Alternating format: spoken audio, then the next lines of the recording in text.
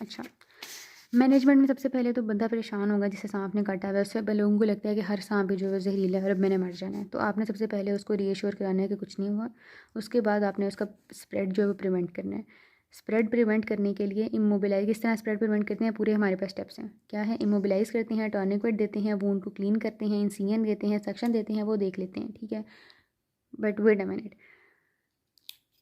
कब करना है प्रिवेंट आपने स्प्रेड को? It depends. अगर तो हॉस्पिटल आ गया पेशेंट तो स्प्रेड प्रिवेंट करने की ज़रूरत नहीं है, अगर वक्त से हॉस्पिटल आ गया, ठीक है। लेकिन अगर मोर देन 60 मिनट अवे है फ्रॉम द हॉस्पिटल तो फिर इंसिजन देने होते हैं। अगर मोर देन 2 आवर अवे है तो फिर टॉर्निकेट भी बांधना होता है, ठीक है। और इसमें आपने स्प्रेड को प्रिवेंट करके एंटी वेनम एंटीटॉक्सिन दिए जा सकते हैं और बाद में फिर जनरल मेजर्स हैं जो कि ली जाती हैं। अब बात आ जाती है कि किस तरह से हमने स्प्रेड को प्रिवेंट किया। इसमें मोबिलाइज़ कर दिया सबसे पहले तो टॉर्निक्वेट जो होता है जब बांध दिया जाता है तो उसकी वजह से 33% ऑफ द एब्जॉर्प्शन हम रोक देते हैं उस वेनम की। 3 to 4 cm वाइड कोई भी चीज़ लेके उधर जगह पर कंप्रेस कर देते हैं। इतना कंप्रेस करना होता है कि लिम्फेटिक्स ना रुकें लेकिन वीनस जो है आगे पीछे हो रहा है वो रुक जाए। और इसको आपने नहीं रिलैक्स करना होता अनटिल अनलेस एंटीवीनम इंजेक्ट नहीं कर दिया। जो बीपी कफ होता है उसको भी इन्फ्लेट करके, अगर वो अवेलेबल है तो 45 mg तक इन्फ्लेट करके उसको भी वहाँ पर छोड़ा जा सकता है। इंसिजन और सकनेस को देख लेते हैं, इंसिजन और सक्शन को देख लेते हैं। इसमें 5 to 30 मिनट सक्शन देनी होती है with in 10 minutes of bite. इसमें प्लंजर जो डिवाइस होता है उससे भी सक्शन दी जा सकती है। सक्शन बाय माउथ का कोई ख़ास रोल नहीं है, लेकिन अगर इस तरह पैरेलल इंसिजन दिए जाते हैं, ठीक है, जो कि 0.5 से 1 cm लॉन्ग होते हैं और वो ट्रैवर्स कर रहे होते हैं फैंग मार्क्स को ताकि कंपार्टमेंट सिंड्रोम ना हो, इसलिए ये इंसिजन दिए जाते हैं। और इंसिजन इतने डीप होने चाहिए कि वो सबका टिश्यू को पेनेट्रेट करें। फिर ऑब्जर्वेशंस क्या होती हैं, पहले 12 से 24 घंटे के अंदर पेन एंजाइटी के अलावा ये तो जनरल हो गई ना, tetanus prophylaxis, anti venom therapy, surgical treatment कर देना होता है कंपार्टमेंट सिंड्रोम का, ब्लड प्रोडक्ट्स देख लेने होते हैं और एंटीबायोटिक्स देनी होती हैं।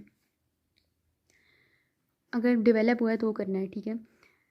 एंटी वेनम थेरेपी की तरफ आएँ तो स्टैंडर्ड डोज जो होती है 50 ml एंटी वेनम देना होता है। उसको नॉर्मल सेलाइन के अंदर डाइल्यूट करना होता है जब सांप ने काटा है उससे 30 मिनट या 1 घंटे के अंदर अंदर।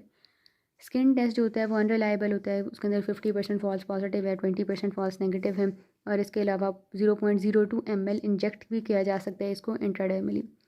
पॉजिटिव टेस्ट जब आता है तो उसमें एडिमा, एरिथीमा, इचिंग और व्हील अपेयर हो जाते हैं within 22 to 30 minutes. Blood products को देखें तो प्लेटलेट कंसनट्रेशन जो होती है that are effective for 12 to 24 hours देखने के लिए। Transfusion of the whole blood और फ्रेश फ्रोजन प्लाज्मा भी दी जा सकती है। एंटी वेनम जो होता है वो फिर पीपीटी, वो एपीटीटी और पीटी को जो है वो सही कर देता है।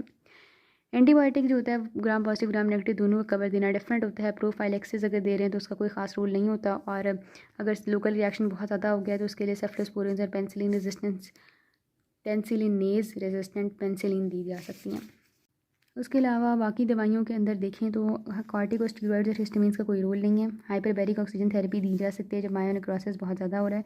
सीवियस कोलैप्स, रीनल फेलियर जब हो रहा हो तो फिर उसको ट्रीटमेंट अपने तरीके से ही करना होता है जिस तरह से नॉर्मली उसे ट्रीट करते हैं। लैब वर्क के अंदर सबसे पहले तो है हीमेटोलॉजिकल एबनॉर्मेलिटीज़ होने शुरू हो जाती हैं जिसमें हाइपरप्रोथ्रोम्बिनीमिया, फिब्रिनोलाइसिस और थ्रोम्बोसाइटोपिनिया शुरू हो जाता है।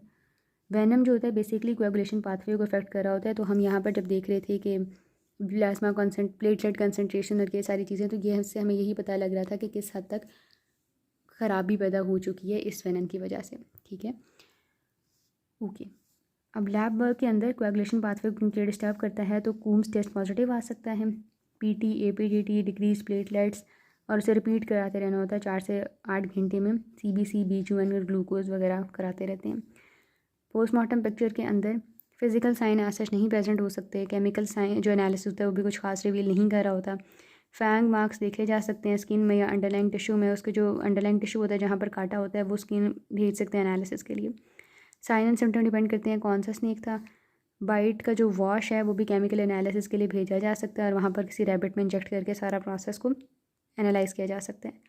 Non poisonous snake U shape का इंप्रेशन छोड़ते हैं। 2 bite marks about 1 cm deep जो होते हैं वो एलेपेट के केस में होते हैं और 2 cm डीप इन वाइपर के केस में होते हैं। अब इसमें मेडिकल लीगल इंपॉर्टेंस ये है कि बाइट जो है वो एक्सीडेंटल हो सकती है, कैटल के केस में हो सकती है, जानवरों को काट गया है, ठीक है, होमिसाइड हो सकता है कि स्लीपिंग विक्टिम या बाथरूम विक्टिम, लेकिन रेयर है, सुसाइडल नहीं रिपोर्टेड। और क्वीन जो है क्लियोपेट्रा, उसके केस में इस तरह से सुसाइड हुई थी। और some snakes are used to kill cattle, जैसे सुई पॉइजनिंग में यूज़ किया जाता है, को यूज़ किया जाता है फॉर द कैटल किलिंग। अब इसमें एक और सवाल आता है कि पॉइजनस और नॉन पॉइजनस स्नेक का क्या फ़र्क होता है। पॉइजनस स्नेक के स्केल्स लार्ज होते हैं, मैं बस पॉइजनस बताऊंगी, नॉन पॉइजनस को उल्टा कर लेना है। पॉइजनस लार्ज होते हैं, हार्ड स्केल्स, इसके जो स्केल्स होते हैं वो लार्ज होते हैं, और इसके जो हेड स्केल्स होते हैं वो स्मॉल होते हैं।